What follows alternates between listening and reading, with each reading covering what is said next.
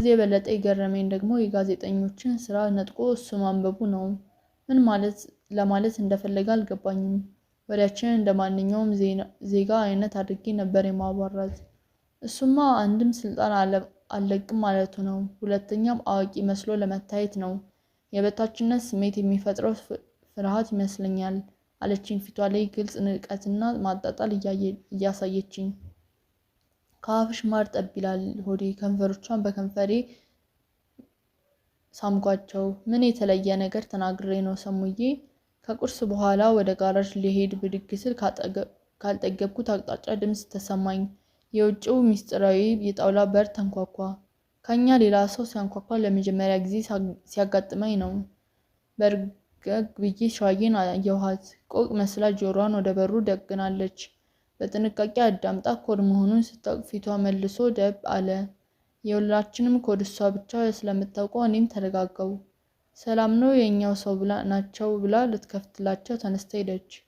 በሩን ስትከፍተው ቀድሞ ብቅ ያለው ኢሳያስ ነበር። በመስክ ስራው ላይ አደጋ ገጥሞት የተመለሰ መስሎኝ በድንጋጤ በድን ሆንኩ። ይህ የተፈጠረብኝን ስሜት ግንባሬ ላይ ወዲያው አንብቦታል። ሰላም ነው ብሎ አረጋጋኝ። ከእሱ ጀርባ የእሱን እጥፍ የሚያክል ረጅም ሰው ይታየኛል። ወደ ቤት ሲገባ ጎንበስ አለ። ዘሩ ክሽን ነው። ተቀምጬ ስላየው ጭምር በመሰለኝ ወጋግራ መስሎ ታየኝ። ብርሃነ መስቀልን በመጀመሪያው ሁነኔ ከቦታው ካነሱት ጀምሮ የወቅቱ የኢሃፓ ማዕከላዊ ኮሚቴ ዋና ጸሐፊ ነው። ትዝ ሲለኝ ደራሽ ቅሬታ ጠቅ አደረገኝ። ዘሩ ሲገባ ቀጠን ያለና መካከለኛ ቁመት ያለው ሰው ተከተለው። በጨረፍታ ሳየው ዮሴፍ አዳነ ነው። ከኢሳያስ ጋር ተጨባብጠን ተሳሳምን። አላምረው የሶማሌ ተራው ድብቅ ሜካኒክ ልንሳሳም ስንል ዘሩ ከት ብሎ ሳቀ። አዳነ ይሙት ስትስቅ ብቻ ነው አላምረው መሆኑን ያወቅኩት። አይገርምህም? ዮሴፍም በአለባበስ ስለውበትና በመመሳሰሌ ብዛት በመገረም እየሳቀ ተጨባብጠን ተሳሳምን። ዮሴፍ ሲጫወት ሁሌም የተለየ ለዛ አለው። ሰማዕቱ ወንድሙ ቢኒያም አዳንም በዚያው ነበር ሲባል ሰምቻለሁ። ከኔው መመሳሰል የእናንተው የበለጠ አያስገርምም? በተራዬ ሳኩ። ዘሩና ዮሴፍ የአዲስ ሰራተኞች ማህበር አርማ ያለበት ቆብ አድርገዋል። ነጋዴዎች የሚለብሱትን ካኪ የስራ ካፖርት ደርበዋል። ዘሩ ጽዳቱ እንደነገሩ የሆነ ቆዳ ጫማ ተጫምቷል። ዮሴፍ ደግሞ ፕላስቲክ ጫማ። ሁለቱም ልክ ከእህል በረንዳ ወጥተው የመጡ ነጋዴዎች ይመስላሉ። መቼም በመመሳሰል ጥበብ እንደ ኢሃፓ ሰዎች የተዋጣለት ያለ አይመስለኝም። አንዳንዴ ሳስበው ከመጠን በላይ የሆነ የ4 ዓመት የህቡነት ባህላችን ውጤት ሆኖ ይሰማኛል። ጥንቅቅ ባለ የገበሬ ሀገር ውስጥ እንደ ከንቲባ ከተማ ውስጥ የተጎለተ የድርጅት ከኔው ኢሃፓ ሌላ ይኖር ይሆን? አላምረው በዳንተ ምድር ቤት ናቸው እንሂድ ብሎ ኢሳያስ መልሴን ሳይጠብቅ ሁላችንንም እየመራን ወጥተን ወደ ደጀኔ ማደሪያ ክፍል ስንገባ ዘሩ ከደጀኔ ጋር ወደ ኋላ ቀረ። ጉድ ፈላ። ሰመረ። ድንጋጤ እንደ መጥረቢያ ፈለጠኝ። ማዕከላዊ ኮሚቴው እዚህ ቦታ ህቡ አስገብቶ ያስቀመጠኝ ለከባድ ድርጅታዊ ተልዕኮ ነው። ይህ ሆኖ ሳለ ቤቴንቼ ከብተና ጋር ማድሬ የተሰማብኝ መሰለኝ። የመጡት ነገሩን ሰምተው በሂስ ሊጠርጉኝ እንዳይሆን ሰጋው። ሳስበው ግን የሚሆን ነገር አይደለም። ቁጡ ላይ ቂስ ያለበት ውሻ አይነት አባዜ ስለያዘኝ ነው ዘና ብዬ ተከተልኳቸው። ትንሽ ቆይታ ሸዋዬ ተከተለችን። እሷ ሳይ የመጡት ጉዳይ ከሞላ ጎደል ገባኝ። በአደፍርስ ሊያባዙት የፈለጉት ወረቀት አለ ማለት ነው። ዘሩ ከደጀኔ ጋር የቀረው ደግሞ ሁለቱም ወታደራዊ ክንፍ ውስጥ ስላሉ ነው። የሚሰጠው መመሪያ አለ ማለት ነው። ግምቴ ትክክል ነው። ዮሴፍ ከውስጥ ሱሪ ስር ተጣጥፎ የተቀመጠ አንድ ገጽ ወረቀት አወጣ። በ400 ቅጆች እንድታባዛው ነግሮ ለሸዋዬ ሰጣት። ሸዋዬ ቀድማን ወደ እኔ ማደሪያ ክፍል ስትሄድ እኛ በዝግታ እየተከተልናት ወሬ ጀመርን። ጌታቸው ማሩ ለሆነ አጣዳፊ ስራ ፈልጌው ነበር ላገኘው አልቻልኩም አልኩት። ዮሴፍን ተጠሪዬ የነበረው ተስፋዬ ወደ ትግራይ በመሄዱ ከፖሊት ቢሮ ጋር ለጊዜው የሚያገናኘን የጌታቸው መሆኑን እንደሚያስታውስ ገመትኩ። ሳይነግር ሄደ እንዴ? አንድ የተንዛዘ የውህደት ስራ አለ። እሱን ለመጨረስ ወሎ ሄዷል። ምናልባት በዚህ 3-4 ቀን ውስጥ የማዕከላዊ ኮሚቴ ስብሰባ ስላለ መምጣቱ አይቀርም አለኝ። ጭንቅላቱን በምናልባት እያወዛወዘ ለነገሩ የነገረኝ ዜና አዲስ አልነበረም። ያልነገረኝ ውህደት ከነጣጣው ሰምቻለሁ። ቀይ ባንዲራ ከሚባል ቡድን ጋር የተደረገና ያልተጠናቀቀ ውህደት ነው። የቡድኑ መሪ ጌታና ሌሎች 4 ሰዎች ተዋህደው አብቅተውታል። እናም በልዩ ልዩ ቦታዎች ላይ ተመድበዋል። የቡድኑ የወሎ ቅርንጫፍ ከወሎ የኢሃፓ በይነቀጠናና ጋር ለማዋሃድ ሲሞከር ግን ኢሃፓዎች አይሆንም አሉ። ምክንያቱም ቡድናቸው በደርግ ሰላይነት መጠራጠራቸው ነው። እርግጥ ውህደት ከማርክሲስት ሌኒኒስት ፓርቲ አመራሮች ዘዴዎች አንዱ መሆኑ አውቋል። ነገር ግን መኢሶን ስላስፈራኝ ውህደት ለኢሃፓ ትክክለኛ የአመራር መንገድ አይደለም የሚል አቋም ነበረኝ። በተግባር ሲታይ ግን በጣም ተሳስቻለሁ። ቀደም ብሎ ጌታቸው ማሩ ራሱ አብዮት የተባለ ቡድን ነበረው። እሱን ይዘው ነው የተዋሃደው። የውህደት ስራው እየሰፋ ሲሄድ ግን ስጋቴ ተመልሶ ምቾት አልሰጥህ አለኝ። በተዋሃዱት ቡድኖች መካከል የደበዘዘ ቀጭን መስመር እየታየኝ ታስቸግረኛለች። ምናልባት አጉል ተጠራጣሪም ሆኜ ይሆናል። አይ ይህንን ያህል እንኳን አጣዳፊ አይደለም። ጽፈህ ልሰጠው ፈልጌ ነው መልሼ ቀለል አደረኩት። ከተገኘብህ ደግሞ ክፍሉ ታደሰን ልታገኘው ትችላለህ። እንዲያውም መቼለት ነው እስካሁን አለመታወቃችሁ ገርሞት እየነገረኝ ነበር። ከቤት ስለማይወጣ ጉለሌ ሄዳ አግኘው። በሀሳቡ መስማማቴን ሲነግረው ዮሴፍ ከወሬ ሌላ የረሳው ነገር አስታወሰ። ውህደቱ አዳዲስ ሰዎችን አምጥተናል። አንድ ሻለቃ ሽታዬ ደስታ የሚባል አዲስ አበባ ለፋይናንስ ኮሚቴው ተመድቦልናል። ገዙ በሚል ኮድ ነው የሚታወቀው። እኔና ኡስማን ስራ ስለሚበዛብን የዕለት ገቢ እሱ እንዲቀበል አድርገናል። ለሚቀጥለው የማዕከላዊ ኮሚቴ ስብሰባ ስትመጣ አስታውቅሃለሁ ሲለኝ ማስታወሻ ያዙ። ጥሩ አድርጋቸዋል። ሰውየውን ስለማላውቀው ሌላ አስተያየት አልሰጠውም። ወሬያችንን ሳናቋርጥ ሄደን ወደ ማደሪያ ክፍል ገባን። ልክ እግሬ መግቢያውን ሲረግጥ በዚያችው ቅጽበት ረስቻቸው የነበሩ 2 ስጋቶች በአንዴ ድንገት መጥተው እንቅ አደረጉኝ። ትናንት ምሽት ወደ ቢታንያ ሲሄድ የለበስኩት ልብስ ቅድም ስራ ልሄድ ስል አውልቄ አልጋዬ ላይ ጣል አድርጌው መውጣቴ ትዝ አለኝ። ወይኔ ምን አይነቱ ዝርክርክ ነኝ! ዮሴፍ ልብሱን ሲያየው ምን እንደሚል መገመት አቃተኝ። ደስ የማይል ስሜት እንደሚሰማው ግን የሚጠፋኝ ነገር አይደለም። ሁለተኛው ስጋቴ ደግሞ ዮሴፍ ራሱ ነው። የ3ቱን ቀናት የጋራዥ ገቢ የኢሃፓ ድርሻ ቢጠይቀኝስ? የድርጅቱ የፋይናንስ ክፍል ተጠሪ ነው። ከመጣ አይቀር በዚሁ መውሰድ ይፈልግ ይሆን? ከደጀኔ የባንክ ደብተሬን ለማምጣት ሄዶ ስለዘገየብኝ ለቢታንያ ስጦታ መግዣ ብር ቀንሼበታለሁ። በድርጅቴ ኢሃፓ በጣም ከምኮራባቸው ባህሎቻችን አንዱ ፍጹም ታማኝነት ነው። በፈጸምኩት ተግባር ከፍርሃት ይልቅ ሀፍረት ተሰማኝ። ሳልዘጋጅ የደረሰብኝ ማለት ነው። ምን አይነት የከብት ነኝ! ራሴን ወቀስኩት። ልክ እኔ ማደሪያ ክፍል እንደገባን አይኖችን ወደ አልጌ ወረወርኳቸው። ምን ታምረኛ ወፍ መታ ከጉድ እንዳወጣችኝ አላውቅም። አልጌ ላይ ነጭ ሸሚዝና ቀይ ጂንስ ሱሪ አይታየኝም። ሳይታወቀኝ ሻንጣ ውስጥ እንዳስገባው ጠረጠርኩ። እፎይ የፍቅር አምላክ ደርሶ አዳነኝ። ተረጋጋሁ። በስራ ወደ ተመረጠችው ሸዋዬ ተጠጋን። እስከምትጨርስ ድረስ ለመጠበቅ አጠገቧ ቆምን። የወሬው ርዕስ ተቀይሮ ኢሳያስ የመስክ ስራ አቋርጦ የመጣበትን ምክንያት ነገረን። ሰሜን ሸዋ ውስጥ ለኢህአሳ ወታደራዊ እንቅስቃሴ የሚያመች ስፍራ ለማጥናት ነበር የሄደው። ነገር ግን በሀሳብ የተዘጋጀውን የንድፍ ወረቀት አለመያዙን ያወቀው ደብረ ብርሃን ሲደርስ ነው። አሁን ከዘርቡ ጋር አብረው የመጡት ወረቀቱ ከደጀኔ ይኖር እንደሆነ ለመፈለግ ነው። ዘርቡና ደጀኔ ከጀርባችን መጥተው ሲቀላቀሉን ወረቀቱ ይዘውታል። ዘሩ ገላልጦ ኢሳያስን እያሳየ ገለጻ ያደርግለት ጀመር። ልፍስፍስ በውስጤ ብስጭት እያልክ የወታደራዊ ጥናት እቅዱን ሳስብ ጨርሶ አላምንበትም። አሲምባን በወታደራዊ መናኸሪያነት የመረጡትን ምክንያት ብርሃነ መስቀል ነግሮኛል። ቦታው ከኤርትራ ኩታ ገጠም ነው። በችግር ጊዜ በማፈግፈጊያ የጀርባ በር ለማግኘት ነው። አንድ የገረመኝ ነገር አለ። ገና ኢህአሰ አንዲትም ጥይት ሳይጮህ ማፈግፈጊያ በር የሚለው ነገር መምጣቱ ስነልቦናዊ መዘዙን የጤንነት አልመሰለኝም። ቅድሚያ መወሰድ የነበረበት የሐሰን የጸና ነፃ ቀይ ክልል ፈጥሮ እያሰፋ መሄድ አለበት የሚለው ነጥብ ነው። ስለ አሲምባ መመረጥ ይህንኑ ካሉ በኋላ ስለ ሰሜን ሸዋ ሲናገሩ አባባላቸው እርስ በርሱ ተቃርኖ ቁጭ አለ። ሲጨንቀኝ ኢሳያስን ከወር በፊት ጠየቅኩት። ኢሱ ሰሜን ሸዋ በእነርሱ መስፈርት ምን ማፈግፈጊያ የጀርባ በር አለውና ነው ለጥናት የመረጡት? ሰመሬ ተዋቸው። ይሄ ሁሉ ከአዲስ አበባ ላለመውጣት የሚቀርብ ምክንያት ነው። ወይም ቢያንስ ከአዲስ አበባ ላለመራቅ ተፈልጎ ነው። ያ ካልሆነ ደግሞ ምናልባት ደርግ በሆነ ድንገት ስልጣን ቢለቅ ቶሎ መጥተው 4 ኪሎ ቤተ መንግስት ለመግባት ነው። ግን ምንም ማድረግ አንችልም፣ የእርምት ንቅናቄ እናደርጋለን እያሉ ነው። ያኔ እናነሳዋለን። ሰሜን ኢትዮጵያ ተወልጄ ያደግኩ የፖሊስ ልጅ ነኝ። ሳይታወቀኝ አንድ የማውቀው ነገር ውስጤ ያለ መሰለኝ። ዝም ብዬ ሳስበው ቅዱ አስቂኝ ይሆንብኛል። ከሰሜን ሸዋ ሌላ ሲዳሞም ተመርጧል። ይሄ ምርጫ ከሰሜን ሸዋ የከፋ ችግር አለበት። ነገሩ ትዝ ሲለኝ አጋጣሚዋ ለመጠበቅ ወደ ዮሴፍ ዞር አልኩ። እንዴት ነው ጆስ? አዲሱ የፖለቲካ ሁኔታ የሲዳሞ ምርጫ አያስቀረውም ብላችሁ ነው በቅዱ የገፋንበትን?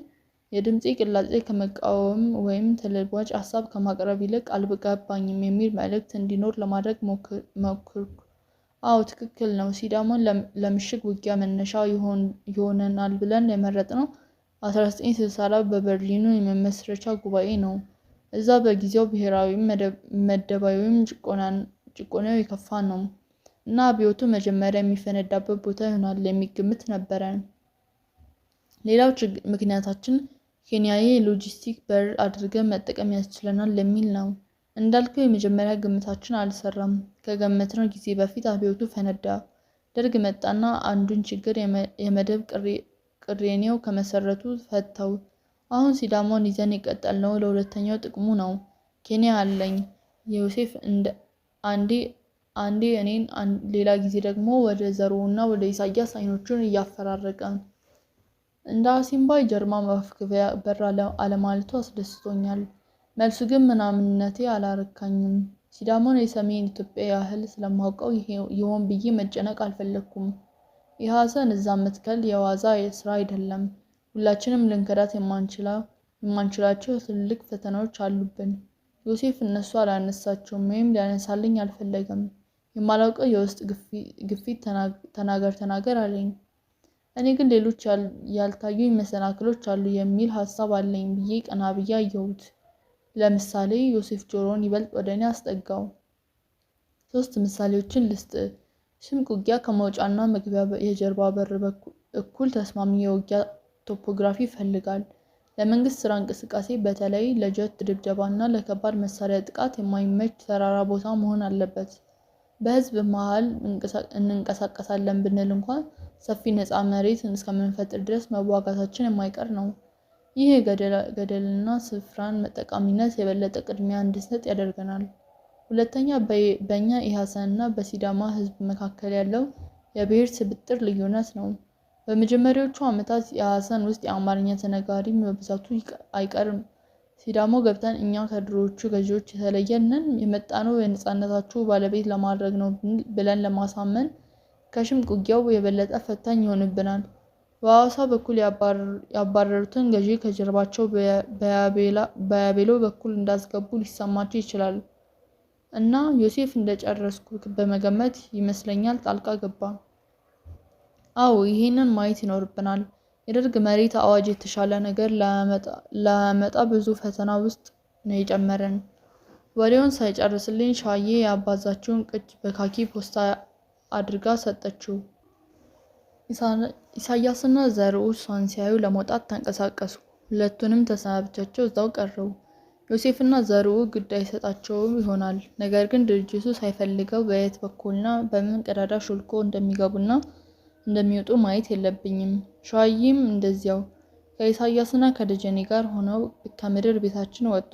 ከደጀኔ ከቀድሞ ቤት ያመጣልኝን ካኪ ፖስታ አሁንም እጄ ላይ ነው። አርጌ ላይ ጣል አድርጌው ልመለስ ዞር ስል ሸዋዬ ወደ እኔ ስትመጣ አየኋት። እንታላምራው ምን ነካ? እንደዚህ ግድልሽ አትመስለኝም ነበር። አጠገቤ ስትደርስ የፈራሁትን ነገር የመቆርቆር ድምጸት በሚሰማኝ የእህትነት ቁጣ ጠየቀችኝ። ሸዋ ምን አግብተሽ ነው?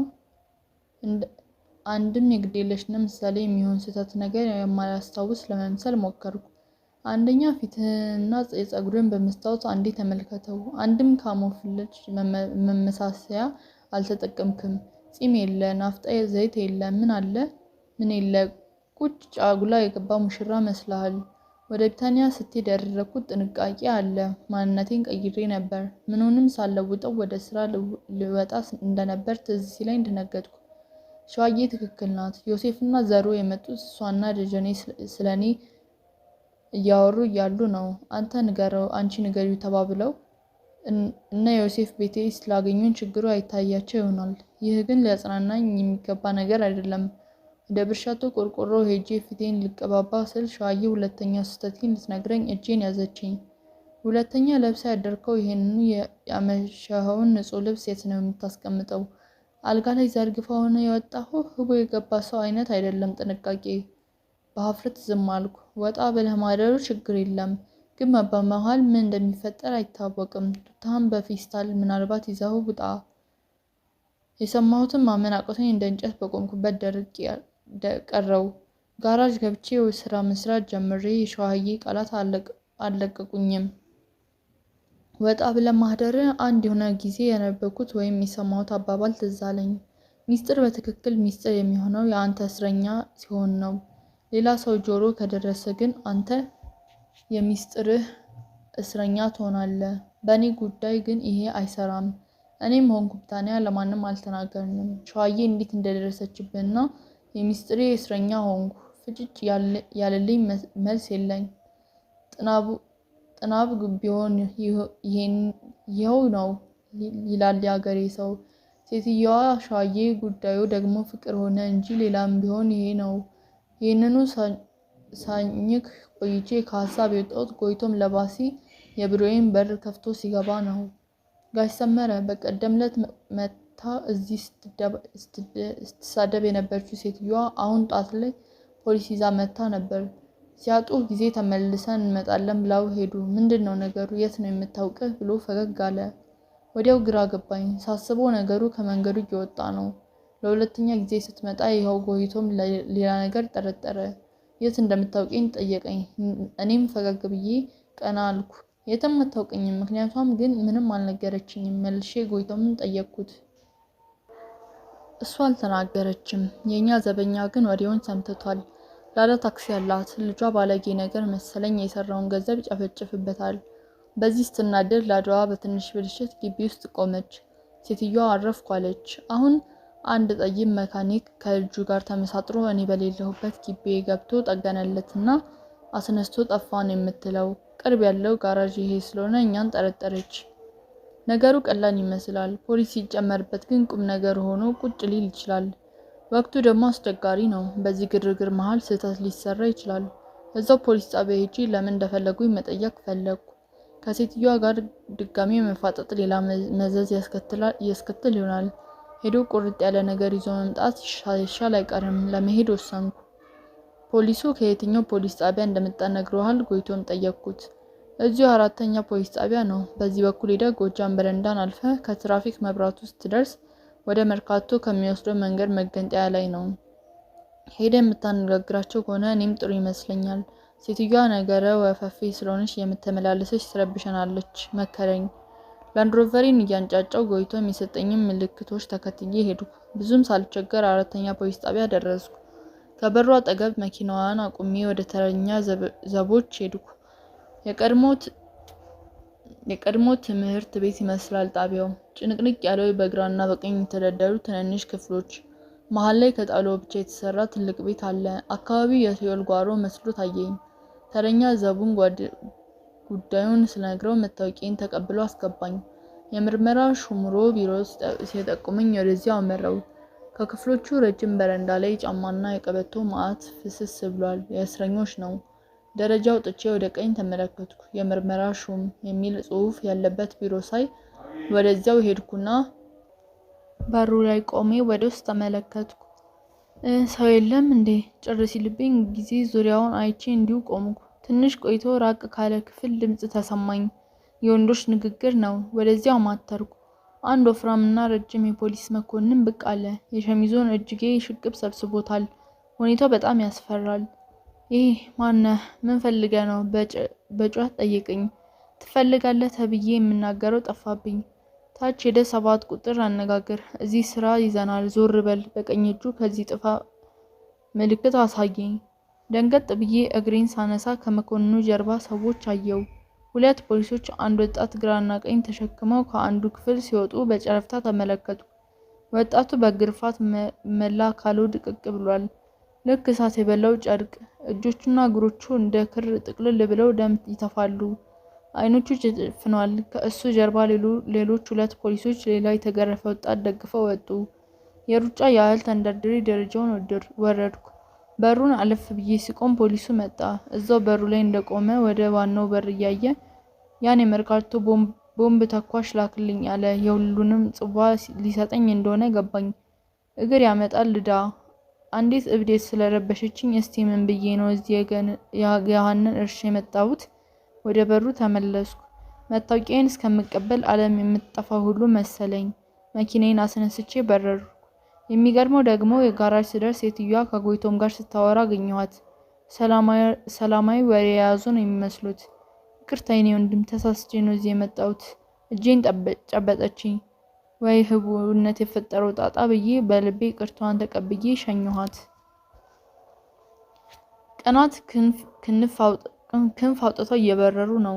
ሚያዝያ ሳይታወቀኝ ከግማሽ በላይ ቅምጥል ብሏል።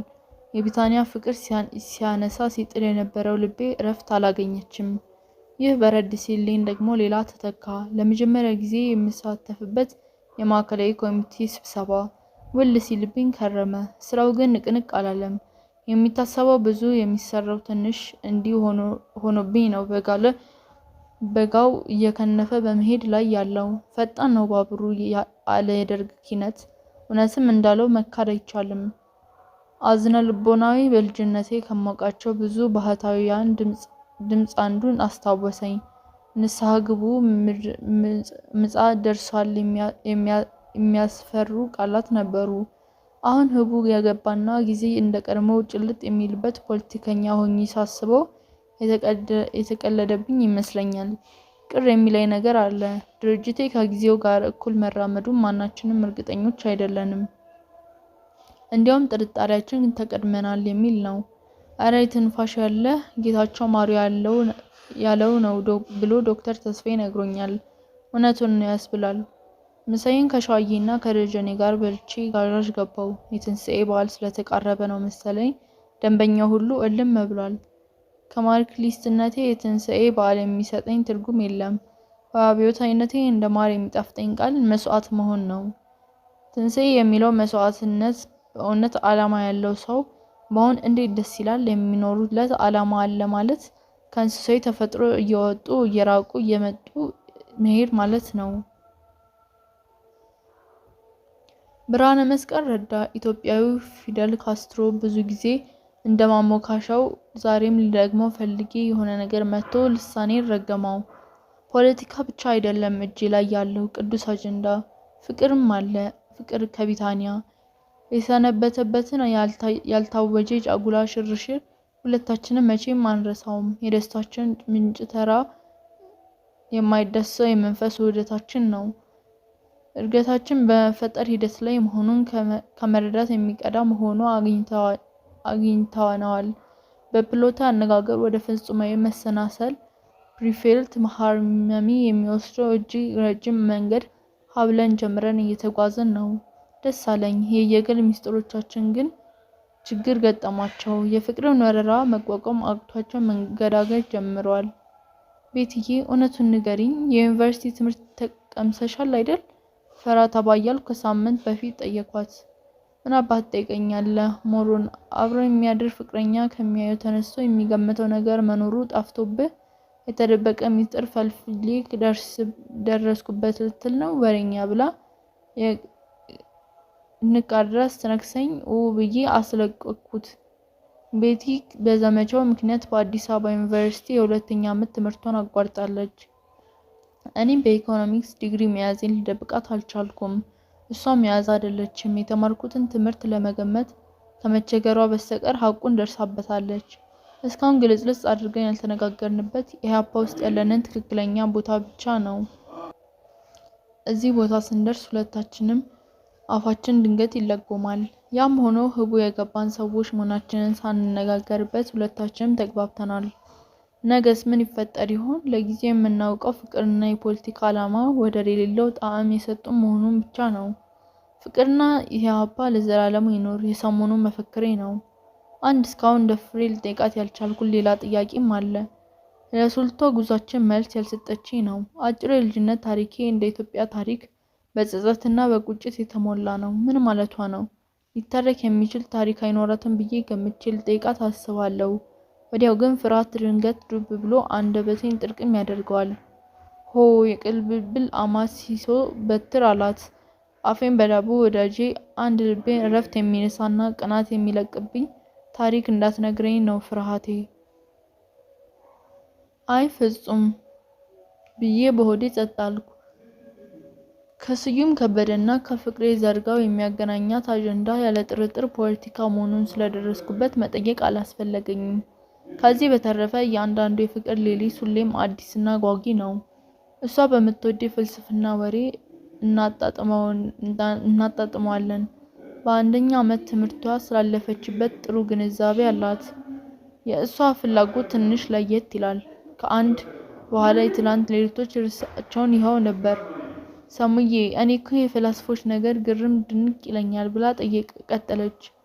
እሺ ፈላስፎች ያን ያህል መዓት ነገር ተፈላሰፉ። ከዚያ በኋላ የተፈላሰፉትን ነገር ራሳቸው ህይወት አድርገው ይኖሩታል ወይስ እኛ እንድንኖርላቸው ነው የሚፈልጉት? ድምጿ የመደምነምና የመጨነቅ ቅላጼውን ቁልጭ አድርጎ አሰማኝ። ጥያቄዋ ግሩም ድንቅ ርዕስ ሆኖ ተሰማኝ። የምሰጣት መልስ ለፍቅራችንና ለፖለቲካ ዓላማችን የሚጠቅም ቢሆን ደስ ይለኛል። ስላልተዘጋጀሁበት እርግጠኛ መሆን ግን አልችልም። እየነገርኳት ይሄንኑ ማሰብ እንደሚሻል አሰብኩ። አንድ ሁለት ፈላስፎች ምሳሌ አድርጌ ላጫውታት የአእምሮዬን መዝገብ ቤት ፈታተሽኩ። ቤትዬ ምን መሰለሽ፣ እያንዳንዱ ፈላስፋ መሆን ስለፈለገ ብቻ ይሆናል ማለት አይደለም።